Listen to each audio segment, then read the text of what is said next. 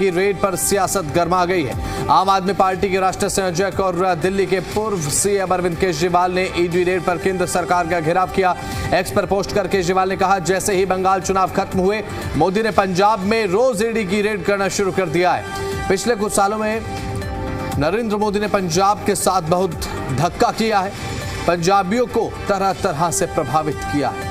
साथ ही केजरीवाल ने कहा, पंजाब के पानी पर हमला किया गया, पंजाब यूनिवर्सिटी को लेने की कोशिश की, ग्रामीण विकास का पैसा रोक लिया और ईडी की ताबड़तोड़ रेड शुरू कर दी है। अब ऐसे में अशोक मित्तल ने कहा कि रेड हुई, अगले दिन उसको बीजेपी में शामिल करवा लिया और इसका मतलब ईडी की रेड का मकसद चोरी का पैसा ढूंढना नहीं था, केवल अशोक मित्तल को तोड़कर उन्हें बीजेपी में शामिल करवाना था। कुछ दिन पहले संजीव अरोड़ा ने यहाँ भी रेड हुई थी, संजीव अरोड़ा के यहाँ पर रेड की गई थी, वो बीजेपी में शामिल नहीं हुए तो उनके यहाँ फिर से रेड करवा दी।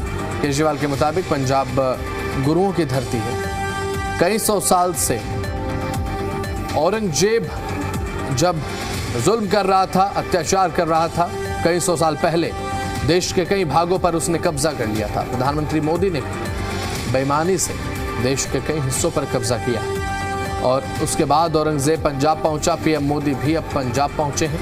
औरंगजेब ने गुरुओं पर बहुत अत्याचार किए, पीएम मोदी भी पंजाबियों पर अत्याचार कर रहे हैं। तमाम बातें उन्होंने कही हैं। उनका एक्सपोर्ट देखिए। पंजाब में अब चुनाव के बाद रेड करना शुरू कर दिया गया है और फिलहाल पंजाब के साथ बहुत धक्का किया है, पंजाबियों को तरह तरह से प्रभावित किया गया है, प्रताड़ित किया गया है। पंजाब के पानी पर हमला किया गया, पंजाब यूनिवर्सिटी को लेने की कोशिश की। इसके अलावा उन्होंने कहा कि ग्रामीण विकास का पैसा रोक लिया गया और अब ईडी ताबड़तोड़ कार्रवाई कर रही है, रेड कर रही है। अशोक मित्तल के यहाँ पर रेड हुई, अशोक मित्तल अगले दिन उनको बीजेपी में शामिल करवा लिया गया और साथ ही साथ इसका मतलब ईडी की रेड का मकसद चोरी का पैसा ढूंढना नहीं है, ईडी का मकसद है बीजेपी में लोगों को शामिल करवाना। केवल अशोक मित्तल को तोड़कर उन्होंने बीजेपी में शामिल करवाना था।